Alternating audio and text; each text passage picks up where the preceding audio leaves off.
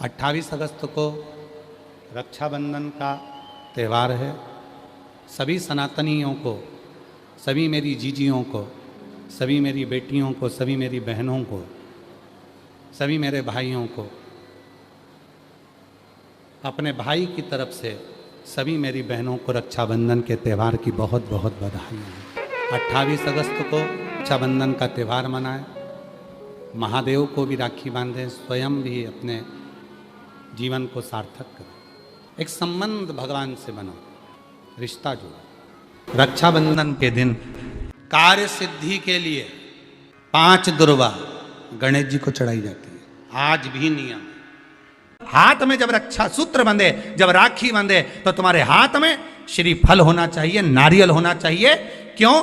तेरा श्रीफल कार्तिकेय बाबा का प्रतीक है। श्रीफल संत का प्रतीक है, स्कंद का प्रतीक है। राखी पर रक्षा सूत्र बांध रहे हो, राखी पर राखी बंधवा रहे हो, श्री शिवाय नमस्तुभ्यम बोलकर बांधो तो बहन का भी कल्याण और भाई का भी कल्याण हो। तो फिर कहेंगे, जब रक्षाबंधन का त्यौहार आता है ना, हिंदू सनातन धर्म के जितने त्यौहार आते हैं उस समय पर कोई ना कोई बात सामने आ जाती है। फिर कोई कहेगा भद्रा लगा, कोई कहेगा ये लगा, कोई कहेगा वो लगा। निवेदन करेंगे, सनातन हिंदू धर्म के त्योहारों को कई बार विभाजित करने का प्रयास किया जाता है, पर आपका जिस दिन दिल कर जाए और जिस दिन तुम्हारा मन दिल से भगवान शंकर की अविरल भक्ति की ओर जुड़ जाए, उस दिन श्री शिवाय नमस्तुभ्यम कहकर, ओम नमः शिवाय कहकर भगवान का नाम लेकर तुम कुछ भी काम करोगे वो सफलता ही देगा। कभी गलत कर्म नहीं, आपको विघ्न की ओर नहीं पटकेगा, वो आपको तकलीफ की ओर नहीं पटकेगा। सावन महीने का आखिरी दिन आप शिव को जब 2 लोटा जल चढ़ाएं, तो जो लोटा जल का लेकर जा रहे हो उसमें थोड़ा सा इत्र, अगर इत्र नहीं हो तो गुलाब की पंखड़ी, पंखड़ी नहीं हो तो कोई फूल की पत्ती उस जल में बाबा को समर्पित, इत्र हो तो ज़्यादा अच्छा। सावन महीने का आखिरी दिन आप शिव को जब 2 लोटा जल चढ़ाएं तो उसमें इत्र का भाव रखकर, कामना कर कर, त्र्यंबकेश्वर बाबा का स्मरण कर कर और महामृत्युंजय मंत्र को जपते हुए, अगर महामृत्युंजय मंत्र याद नहीं हो तो पंचाक्षर मंत्र नमः शिवाय, पंचाक्षर का स्मरण नहीं रहे तो षडाक्षर ओम नमः शिवाय, षडाक्षर का स्मरण नहीं हो तो श्री शिवाय नमस्तुभ्यम मंत्र का स्मरण कर कर इत्र का जल शिव जी को समर्पित करो और बाबा से निवेदन करो कि 1 महीना तेरी कृपा से सावन के निकले, तूने जल चढ़वाया, बीच में कोई दिन छूट गया, कोई कारण आ गया, हम जल नहीं चढ़ा पाए। भगवान शंकर से कहना, अगर बीच में कोई त्रुटि हो गई हो, सावन के महीने में कोई पूजा अधूरी रह गई हो, कोई त्रुटि हमसे हो गई हो और हम जल नहीं चढ़ा पाए हों, तो आखिरी दिन सावन के इत्र का जल चढ़ा देने से बाबा उस त्रुटि को समाप्त कर कर कामना पूर्ण कर दें। शिव संहार। रक्षाबंधन का त्यौहार रक्षा सूत्र के रूप में बहन अपने भाई के हाथों में एक रक्षा सूत्र बांधकर भाई से एक प्रतिज्ञा लेती है कि आप इस भूमि पर जब तक मेरे प्राण हैं तब तक मेरी रक्षा करोगे। संपूर्ण भारत की भूमि को, देश विदेश में विराजमान सभी धर्म, हिंदू धर्म से जुड़े हुए सभी भक्तों को इस रक्षा सूत्र रक्षाबंधन की बहुत बहुत बधाई हो। बाबा कुबेर भंडारी आप सबको स्वस्थ रखे। आज के दिन कई बहनें ऐसी होती हैं जो भाई के यहाँ नहीं जा पाती, कई भाई ऐसे होते हैं जो बहनों के यहाँ नहीं जा पाते।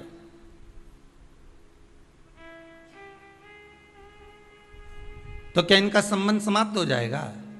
अरे बोलो तो जम के नहीं। जितने लोग आस्था के सामने कथा सुन रहे हैं बोलो जरा कि अगर बहन भाई के यहाँ नहीं जाएगी और भाई बहन के यहाँ नहीं जाएगा और उनका आपस में तिलक नहीं हुआ, रक्षा सूत्र नहीं बंधा उनका, तो क्या संबंध समाप्त हो जाएगा? नहीं। संबंध केवल शरीर का नहीं है, संबंध आत्मा का भी है। शास्त्र कहता है आज के दिन अगर बहन बेटी आए ना आए, या रक्षा सूत्र आपके हाथ में बंधा हो ना बंधा हो, या आपकी दुकान में, व्यापार में, गल्लक में, कांटे में, तोल कांटे में आदि आदि की जगह पर रक्षा सूत्र ना बंधा हो, तो किसी ब्राह्मण को फोन लगाकर बोलिए, ब्राह्मण को बुलाइए और ब्राह्मण से कहिए कि आकर हमारी दुकान में आप रक्षा सूत्र बांध दीजिए। आज कई माताओं का पूर्णिमा का व्रत भी होगा, ऐसा नहीं है, जाएगी राखी बांधने तो कह भी देगी हमारी तो पूर्णिमा जी हम तो तुम्हारे भाभी भोजन नहीं करें। भाई ननंद और आती हैं तो कह भी देती है कि आज तुम्हारे पूर्णिमा है, हम काहे को भोजन करें तुम्हारे यहाँ, आज हमारा पूर्णिमा का व्रत है। अब अभी तो आज बहन राखी बांधने आई होगी तो भाइयों भी कह दे डब्बा लाई क्या मिठाई का, कौन सी लाई, बंगाली लाई कि कौन सी लाई बता जरा, है कि मावा की लाई, कौन की दुकान से लाई बता, उसका नाम भी बता, डब्बा पे पड़ रहा है, हाँ लिखी है, देख ली उसने। हो अब फिर ये भी देख रहा है कि सोन पपड़ी लाई कि मावा की लाई, वो भी देखा। क्योंकि भाइयों भी बड़ा चतुर रहे, डब्बा देख के ही लिफाफा बनाए। सोन पपड़ी का अगर डब्बा लाई है तो 100 या 200 का, और अगर मावा की लाई है 100 या 200 का, और अगर मावा की लाई है तो फिर 500 का, और अगर बंगाली लेके आई है तो 1000 का लिफाफा यूज दे दे। मतलब लिफाफा भी डब्बे से चले।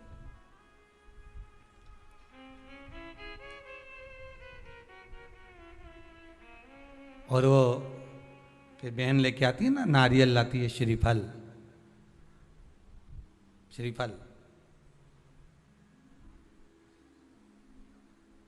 गोला नहीं, नारियल का सूखा गोला नहीं, क्या लाती है, श्रीफल। गोला तो आजकल फैशन का हो गया, नारियल का गोला तो फैशन है, क्योंकि नारियल लेके जाएंगे, नारियल 10 रुपए का है, भाई को लगना चाहिए कि कोई वीआईपी चीज लाई, इसलिए नारियल का गोला लिया। पर यहाँ कहीं पुराण में कहीं लिखा हो नहीं कि नारियल का गोला दिया था लक्ष्मी जी ने राजा बलि को, या इंद्राणी ने इंद्र को रक्षा सूत्र बांधा था तो उसमें नारियल का गोला दिया था। यहाँ कहीं लिखा हुआ तुम कहीं पढ़ो तो मुझे जरूर भेज देना रहे हो। उसमें श्रीफल, जिसमें जल हो, पानी हो, और पानी वाला फल जब हाथ में देकर रक्षा सूत्र बांधती है बहन, तो भाई का भी घर भरा रहता है और बहन का भी घर भरा रहता है। भाई का भी घर भरा है और बहन का भी, जिसमें जल भरा हो, जिसमें पानी भरा हो, वो श्रीफल होना चाहिए। और गोला रखो, मना नहीं है। तुम्हारा मन कर गया कि गोला लेकर आई हूं कि भाभी 2-4 दिन खा लेगी, छोरा छोरी खा रहे, टोरा टोरी खाएगा, हाँ तो रख दो, तुम मना नहीं है। तुम जो दो तो गोला बाद में दे दो, पर हाथ में जब रक्षा सूत्र बंधे, जब राखी बंधे, तो तुम्हारे हाथ में श्रीफल होना चाहिए, नारियल होना चाहिए। क्यों? पहले की कथा में आप स्मरण करेंगे, जो हमने मुंबई में स्कंद पुराण वाची थी, उसमें वर्णन किया था। श्रीफल कार्तिकेय बाबा का प्रतीक है, श्रीफल संत का प्रतीक है, स्कंद का प्रतीक है। आप नारियल का गोला दो, 50 बार दो, 10-10, 20-20 गोले दे दो, 50-50 गोले दे दो, मना नहीं है, हैं 2-4-8 झोला भर के दे दो, हम वो भी मना नहीं करे, 1 बोरा भर के दे दो, उसका मना नहीं। पर श्रीफल की मूलता है, या नारियल का जो श्रीफल है उसकी मूलता है। और कितनी सुंदर बात है, नारियल जो बहन भाई को देती है, श्रीफल हाथ भरा हुआ रखती है, भाई को बहन जब श्रीफल देती है तो भाई वही श्रीफल अपनी बहन को कुछ दक्षिणा अर्थात कुछ रुपया रखकर, कुछ भेंट रखकर, कुछ स्वरूप रखकर, जब बहन इतनी दूर से आई वही श्रीफल भाई फिर बहन को दे देता है, ये ले तू दे जा, तू रख ले।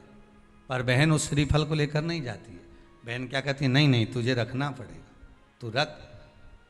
तो 2 चीज में से जब श्रीफल भाई भेंट रख कर देता है अपनी बहन को, तो बहन श्रीफल वहीं भाई के घर छोड़ देती है, भेंट का कुछ भाग लेकर चल देती है। ये बहन का प्रभाव।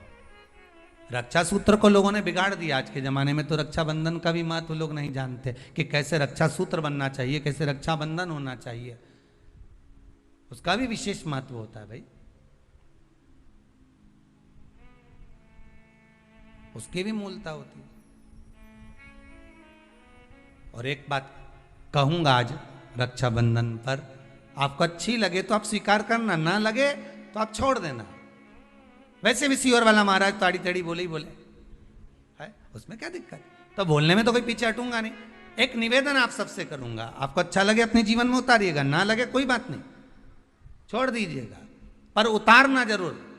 बहन से प्रॉपर्टी के चक्कर में कितना भी झगड़ा चल रहा हो, बहन का भाई से एक मकान के चक्कर में कितना भी झगड़ा चल रहा हो, संपदा के चक्कर में कितना भी झगड़ा चल रहा हो, तो भी निवेदन करूंगा, बहन और भाई तुम खूब लड़ो प्रॉपर्टी और जमीन के लिए, पर रक्षाबंधन के दिन कम से कम एक दूसरे के नहीं भी जाओ तो फोन लगाकर जीजी और बहन भाई से, भाई बहन से एक बार तो बात कर लो, क्योंकि धन अपनी जगह रह जाएगा साहब, वहां धन नहीं जाने वाला, आपका व्यवहार जाने वाला है, आपका प्रेम जाने वाला। माना उसने कुछ भी करा हो, अदालत में केस लगा दिया हो, 25 केस चल रहे हो अदालत में, 50 बार तुम्हें पेशी पर जाना पड़ रहा हो, 50 बार झगड़े हो गए, 50 बार तलवार लेकर खड़े हो गए, डंडे लेकर खड़े हो गए, एक दूसरे को मारने को तैयार हो गए, पर निवेदन है, एक माता के गर्भ से तुम जन्मे हो, कम से कम उस माता के दूध का फर्ज अदा करो। और एक बार कितना भी झगड़ा हुआ हो, इस आस्था चैनल के माध्यम से आज रक्षाबंधन के दिन भले राखी बंधवाओ मत बंधवाओ, पर एक फोन लगाकर तो पूछ लो, जीजी कैसी है, कब आएगी बता, या बहन भाई को कह दे रे कैसा है, भूल गया क्या मुझे, भाई भी कह दे, लड़ाई की बात मत करना, आज के दिन बस प्रेम की बात करना कि कम से कम बहन का फोन तो आया। मेरा मन कहता है, मेरा दिल कहता है कि शायद दिवाली पर जितनी आतिशबाजी नहीं हुई होगी, उतनी आतिशबाजी आपके दिल में होगी कि जिससे केस चल रहा है वो फोन लगाकर पूछ रहा है कि भाई ने पूछा बहन से, बहन ने पूछा भाई से, कैसे हो, भाभी से बात कर लो, थोड़ा बच्चों से बात कर लो। माना अदालत में देखा जाएगा, लड़ाई झगड़े सब होंगे, सब कुछ होगा, कौरव और पांडवों की कथा तो देखो रे कितनी सुंदर है,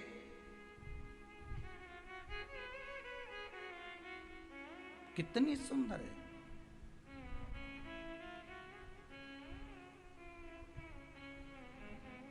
पांडवों की बहन सुभद्रा राखी बांधने कौरवों को जाती है, कौरवों की बहन राखी बांधने के लिए पांडवों को जाती है। जरा विचार करिए,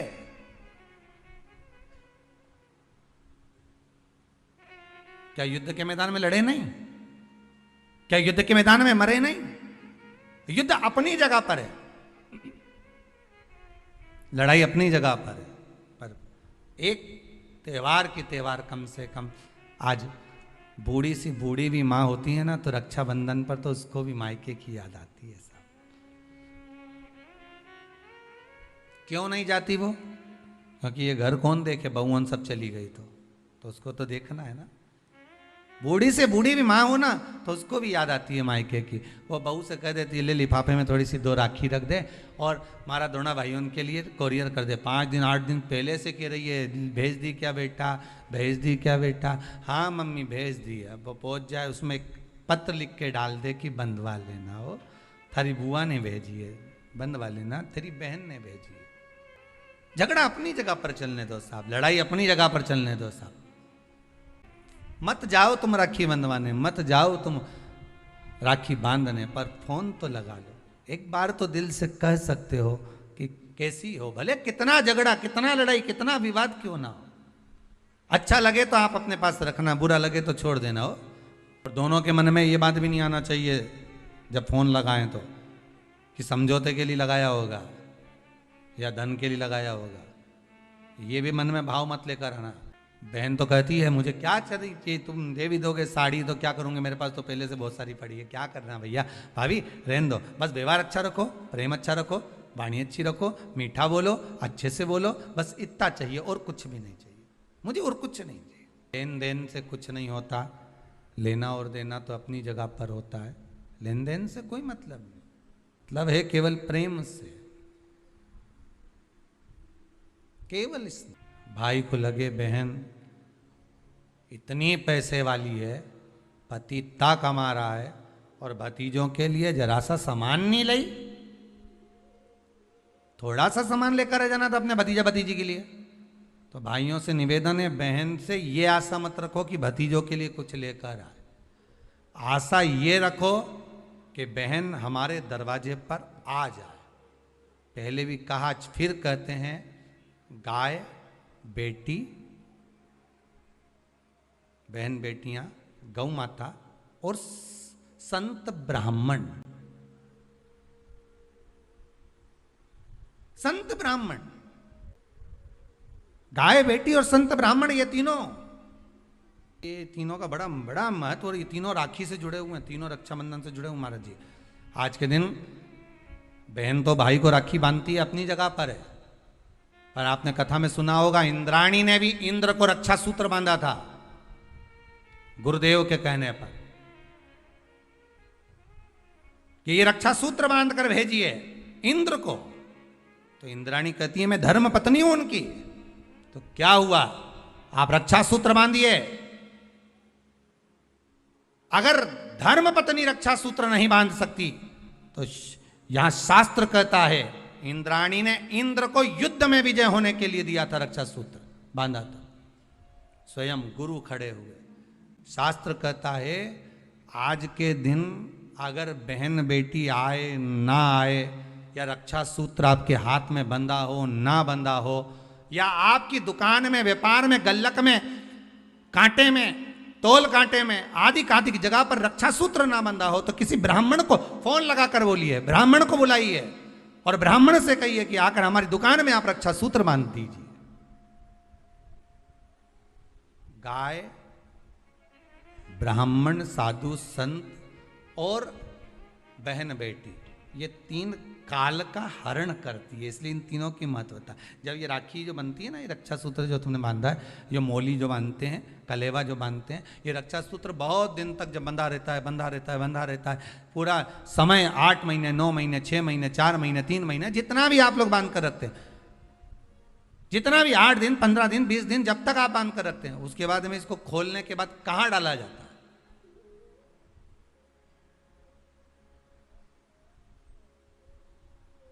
कहां दिया जाता है इसको?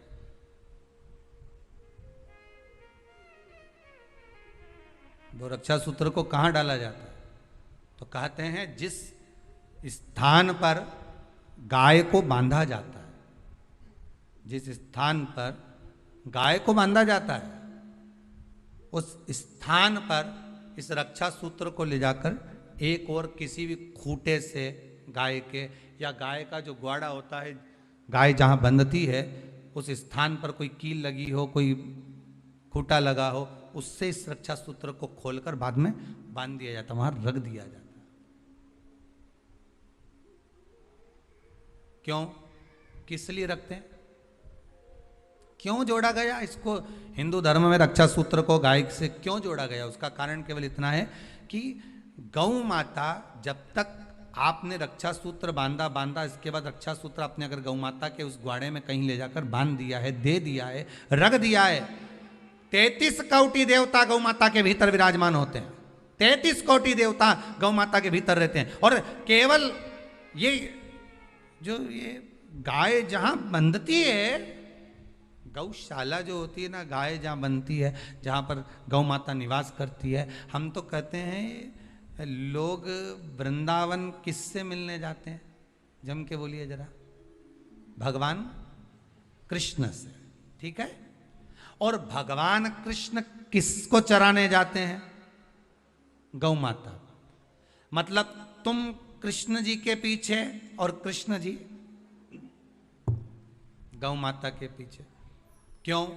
तो उसका सीधा सीधा प्रसंग है कि गाय के ग्वाड़े में, गाय के उस आंगन में, गौशाला आदि आदि में जहां गाय बनती है, उस जगह पर अगर आपने रक्षा सूत्र बाद में बांधने के बाद 8-15 दिन, महीने बाद, 2 महीने, 4 महीने, 6 महीने, 8 महीने के बाद में आपने वहां बांध दिया, रख दिया, तो जिसके हाथ में बंधा होता है उसकी रक्षा स्वयं गौ माता में विराजमान 33 कोटि देवता करते हैं। उसकी रक्षा का सूत्र फिर वो संभालते, फिर वो आपके नहीं, फिर वो संभाले। कोई बड़ा काल आ रहा है, कोई बड़ा एक्सीडेंट होने वाला है, कोई ग्रह बेकार हो गया, उसको फिर संभालेगा कौन? वही गौ माता। गाय, बेटी और संत, ब्राह्मण, साधु, सन्यासी, तपस्वी, साधक, उपासक ये संभाल ले। श्रावण का समापन का दिन, तुम रुका जी का नाम लेकर अशोक सुंदरी वाली जगह पर एक बेलपत्र अगर कोई समर्पित कर देता है तो उसके घर में वंश की कभी कमी नहीं आ सकती। उसके घर संतान जरूर होती है, पुत्र प्राप्त होता है, बेटी हो बेटा हो संतान अवश्य प्राप्त होती है, वंश बढ़ता है। ये वंश की वृद्धि। पूरे महीने बेलपत्र नहीं चढ़ा सकते, श्रावण महीने में, 2 महीने में, 3 महीने में एक बार करिए, जीवन में किसी के आगे हाथ फैलाने की जरूरत नहीं पड़ेगी। इतनी संपदा बाबा, इतनी संपदा। बेलपत्र की पूजन करें। कभी दिल कर जाए तुम्हारा तो कभी महीने में, 1.5 महीने में, 2 महीने में बेलपत्र के पेड़ के नीचे जल लेकर बैठो। बेलपत्र के वृक्ष के नीचे दूध नहीं चढ़ाना, बेलपत्र के वृक्ष के नीचे दही नहीं चढ़ाना, शहद भी नहीं चढ़ाना। बेलपत्र के वृक्ष के नीचे जब आप बैठते हैं, बेलपत्र पूजन का एक विधान होता है कि जब हम बेलपत्र की पूजन करते हैं तो 2 कलश पानी के भरे हुए, एक अपने सीधे हाथ की ओर, एक उल्टे हाथ की ओर रखा जाता है। पूजन की थाली बीच में रखी जाती है। 2 बत्ती का, लंबी बत्ती का, 2 बत्ती लंबी घी की जलाई जाती है। लंबी बत्ती बेलपत्र के वृक्ष के नीचे 2 बत्ती लंबी जोड़ा बनाकर उसको जलाया जाता है। फिर दोनों हाथ में कलश में जल है, बेलपत्र के वृक्ष के नीचे दोनों हाथों का जल धीरे धीरे शिव जी का स्मरण कर कर, नारायण लक्ष्मी का स्मरण कर कर, माँ आदिशक्ति गौरा का स्मरण कर कर, रिद्धि सिद्धि गणेश का स्मरण कर कर उसको चढ़ाओ। प्रार्थना करो, विनय करो, मेरे जीवन में बहुत कष्ट है, उसको मिटाना है आपको। शिव आपसे प्रसन्न होते हैं, वैसे मेरी जिंदगी भी प्रसन्न करना है आपको। जल चढ़ाकर दोनों पात्रों का थोड़ा थोड़ा जल कलश में बचा लेना है, पूरा पात्र खाली नहीं करना है, दोनों को वापस रखना है। और थोड़ी सी हल्दी पीसी हुई शिव जी के उस बेलपत्र पर लगाएं, थोड़ा कुंकुम वो भी बेलपत्र पर लगाएं। 7 दाने अक्षत के, केवल 7 दाने अक्षत के बेलपत्र को छुआकर अपनी थाली में रख लें। घर पर जब जाएं तो वो 7 दाने अक्षत के और बेलपत्र के वृक्ष में जो चढ़ा हुआ थोड़ा सा जल बचाकर लाए हो, वो घर में छींट कर 7 दाने पूरे घर में डालना प्रारंभ करें। महीने में, 2 महीने में, 3 महीने में एक बार करिए, जीवन में किसी के आगे हाथ फैलाने की जरूरत नहीं पड़ेगी। इतनी संपदा बाबा की संपदा। बेलपत्र की महत्वता को लोग जानते नहीं है। एक प्रदोष की महत्वता, एक बेलपत्र की महत्वता। शिवलिंग में 5 जगह ऐसी होती है जहां पर अगर चंदन का लेपन कर दिया जाता है तो विपदा, बांधा, तकलीफें, कष्ट दूर होता चले। 5 स्थान बता, उसको समझिए। शिवलिंग को अपन मान लो, इसको जलाधारी मानो, जहां से जल बहता, ठीक है। ये गोल भाग जलाधारी जिस पर शिवपिंडी रखिए, यहीं पर अपन गणेश जी, कार्तिकेय का स्थान, बीच में अशोक सुंदरी का स्थान मानो। अब इसको समझिएगा। 5 स्थान बताए। पहला स्थान भगवान शंकर के पूरे शिवलिंग का मध्य भाग। ये पूरा जो शिवलिंग है शिव जी का, उस शिवलिंग का मध्य भाग प्रथम। द्वितीय है जहां पर गंगा का अविरल धारा निरंतर बह रही है। द्वितीय स्थान गंगा की धारा का मूल बिंदु शिखा। पहला, दूसरा, तृतीय स्थान उसी के सामने जो जलाधारी का पटका दिख रहा हो, दिखता है जलाधारी का सामने का हिस्सा, भीतर का हिस्सा नहीं, जिस पे रखा है वो हिस्सा नहीं, सामने जो दिख रहा है। 1, 2 और तृतीय स्थान मां अंबा जगदम्बा के कंठ भाग पर चंदन का लेप। महाराज 3 स्थान ये बताए। चौथा स्थान जहां से जल नीचे गिर रहा है, जल गिरने का जो स्थान छोटा सा एक भाग रहता है, जितनी जगह रहती है उसके मध्य भाग, चतुर्थ स्थान। और 5वें नंबर का जो भाग बताया गया वो अशोक सुंदरी का स्थान। ये 5 स्थान ऐसे हैं जहाँ चंदन का थोड़ी सी बिंदी भी अगर हम लगा देते हैं तो कैसी भी विषम परिस्थिति हो वो टल जाती है और बाबा की कृपा होना। जब जिंदगी बहुत संघर्ष में चल रही हो, बहुत दुख का जीवन चल रहा हो, बहुत कष्ट का जीवन चल रहा हो, बहुत कष्टमय जीवन चल रहा हो, तब शमी के 5 पत्ते, शमी के 5 पत्ते एक दुर्वा के साथ, एक अक्षत चावल का एक दाना, वो भी हल्दी में भिंगोया हुआ हो या केसर में भिंगोया हुआ हो, शमी पत्र 5, एक दुर्वा, एक चावल का दाना, जो दिल से हृदय से बेलपत्री के वृक्ष के नीचे पार्थिव लिंग का निर्माण कर कर मट्टी का शिवलिंग बनाकर प्रदोष काल में, मतलब शाम के समय पर शिवलिंग बनाकर उस पे जल चढ़ाकर, जो ये 5 शमी का पत्र, एक दुर्वा और एक चावल का दाना अपनी कामना कर कर, जो दुख चल रहा है बाबा से विनय कर कर एक एक पत्ता जब समर्पित कर दे, फिर एक दुर्वा समर्पित कर दे, फिर एक चावल का दाना समर्पित कर दे और बाबा का वहीं पर पुनः विसर्जन कर दे, 3 महीना तो जाने दो, 15 दिन के अंदर वो दुख कटता जरूर है, चाहे कोई भी दुख, कोई भी दुख क्यों, किसी भी तरह का दुख क्यों। जब जीवन में तुम्हें लगने लगे कि तुम्हारे पास में लक्ष्मी की कमी हो रही है, धन की कमी हो रही है, संपदा की कमी हो रही है, वैभव की कमी हो रही है, खूब मेहनत करना, कर्म को जागृत करना, परिश्रम पूरा करना, रात दिन एक कर देना, और साथ में शंकर जी के मंदिर में बेलपत्र हमेशा कब चढ़ाते हो, पहले तुम जल चढ़ाते हो, उसके बाद बेलपत्र चढ़ाते हो। पर जब तुम्हें लगने लगे कि मेरे घर में संपदा की कमी हो रही है, धन की कमी हो रही है, धन के पीछे क्लेश हो रहा है, पैसे के पीछे क्लेश हो रहा है, तो उस बेलपत्र को पहले चढ़ाओ और जो घर से जल लेकर आई हो वो बाद में चढ़ाओ। और जब तुम उस जल को बाद में चढ़ाओगी और बाद में चढ़ाने के बाद उस चढ़ी हुई बेलपत्र को अपने घर लेकर आओगी, रखो रात भर, फिर दूसरे दिन उस बेलपत्र को वापस लेकर जाओ, फिर नया बेलपत्र चढ़ाया, पुराना बेलपत्र वहीं छोड़कर आई, फिर नया बेलपत्र चढ़ाया, पुराना बेलपत्र वहीं छोड़कर आई। ये क्रम जो 21 दिन तक लगातार कर लेता है, 22वें दिन वो खुद कह सकता है कि मेरे घर में अब भगवान ने हाथ पकड़ लिया, मेरे घर में संपदा देना प्रारंभ कर। एक बेलपत्र में लक्ष्मी, अपालक्ष्मी, धनलक्ष्मी, 3 लक्ष्मियों का भाव कुमार खंड वर्णन करता है कि एक बेलपत्र के पत्र में वो सुख होगा, वो आनंद हो। ये वो मंत्र है जिससे लक्ष्मी दौड़ कर आती है। नारायण तो बाद में आएंगे पर लक्ष्मी पहले आती। तो सबसे पहले अगर ओम नमो भगवते वासुदेवाय का हम मंत्र जाप करते हैं, नारायण का अगर हम मंत्र जप रहे हैं, तो सबसे पहले अगर हमारे घर में कोई प्रवेश करती है तो वो माँ लक्ष्मी प्रवेश करती है, क्योंकि यहाँ मेरे नारायण आने वाले हैं।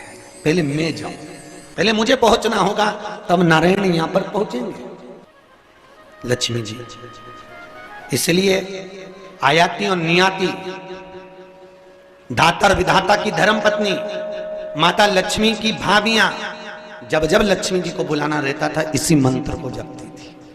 एक बार फिर से बोल लो, ओम नमो भगवते वासुदेव।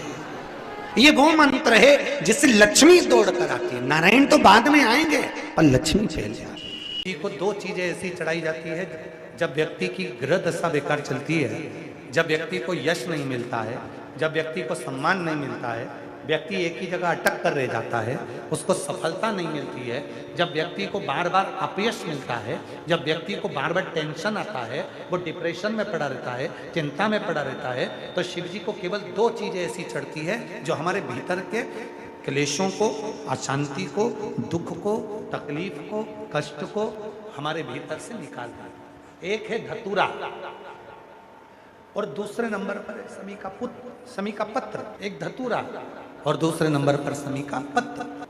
ये जो शमी का पत्र होता है, शमी का जो पत्ता होता है, इस पत्र में इतनी प्रबलता होती है शमी के अंदर कि जैसे कहते हैं समी की जो लकड़ी होती है अगर वो आगी में डाली जाती है तो वो समी की लकड़ी आगी में लंबे समय तक चलती है, उसकी आग बुझती नहीं है। सारी लकड़ियों की आग जल्दी बुझ जाती है, पर समी की लकड़ी की आग लंबे समय तक चलती है। उसी तरह एक शमी का पत्र जब हमारे भीतर बहुत क्लेश होता है, अशांति होती है, टेंशन होता है, डिप्रेशन होता है, जब मन में अशांति होती है, चिंता होती है, व्याधि आती हैं, तो एक शमी का पत्र जब हम भगवान देवाधिदेव महादेव को समर्पित करना चालू कर देते हैं तो हमारे भीतर की जो भी तकलीफें हैं, कष्ट हैं, बीमारियां हैं, रोग है, ये सब धीरे धीरे कटना प्रारंभ हो जाता है। एक शमी के पत्र में वो बल होता है, एक धतूरे में वो बल होता है, एक धतूरे में और शमी के पत्र में वो प्रबलता होता है। स्मरण करिएगा, दूध लक्ष्मी की वृद्धि कराता है, दही परिवार को एकत्रित करता है, शहद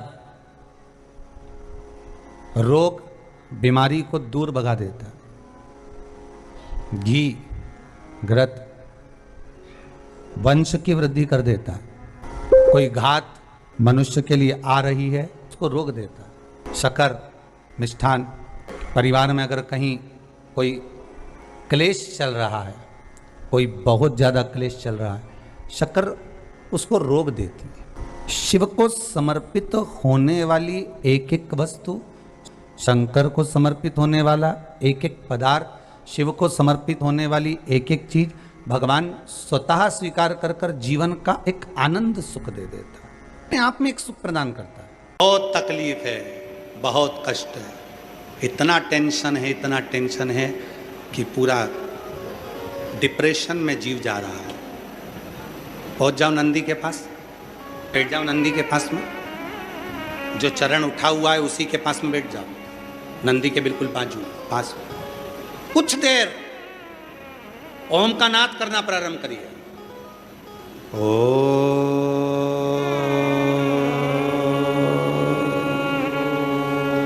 जब हम नंदी के चरण के पास में बैठकर ओम का नाद करते हैं, अभी आप 2 क्षण के लिए, अगर आपके आमने सामने से कोई नहीं जा रहा हो तो आप बड़े प्रेम से, बहुत भाव के साथ अपना सीधा चरण थोड़ा सा खड़ा करिए, जितने जमीन पर बैठे हैं वो 2 क्षण के लिए बस कर देखिए। 2 क्षण के लिए सीधा चरण आगे करो और 5 बार ओम का नाद कर देखिए। कमर दुख रही है, पीठ दुख रही है, सिर दुख रहा है, डिप्रेशन हो रहा है, टेंशन है, 5 बार ओम का उच्चारण करना है आपको। केवल चरण आप इस तरह से इसको चरण को रख लो, बस केवल इस चरण को खड़ा करो और साथ में ओम का लंबा नाद करेंगे, सब साथ में बोलेंगे। सबके मुख से शब्द निकलना चाहिए और अच्छा लंबा स्वर निकलना चाहिए, अच्छी आवाज निकलना चाहिए, एकदम गुप्त चुप रहकर नहीं, लंबा स्वर।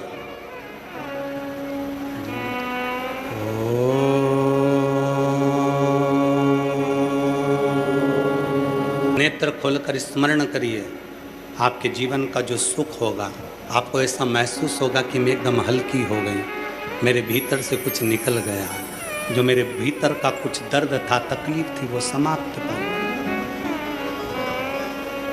नंदी का चरण सीधा चरण, कितनी भी टेंशन है आप जाओ बैठो कुछ क्षण उस नंदी के पास, और अगर तुमको लगे कि मेरे घर में अशांति फैलती जा रही है, टेंशन ही टेंशन हो रहा है, जहां नंदी का सीधा चरण, जो ऊपर है नंदी का चरण, उसके चरण की रज थोड़ी सी लेकर आइए, अपने घर के दरवाजे पर उसका हाथ फेरना प्रारंभ करो, धीरे धीरे धीरे धीरे शांति महसूस। नंदी और शिवलिंग के बीच में एक सोमसूत्र होता है, वो सूत्र बंधे होने से नंदी से करी गई प्रार्थना शिव क्षण भर में सुन देते हैं और हमारे दुखों को समाप्त करना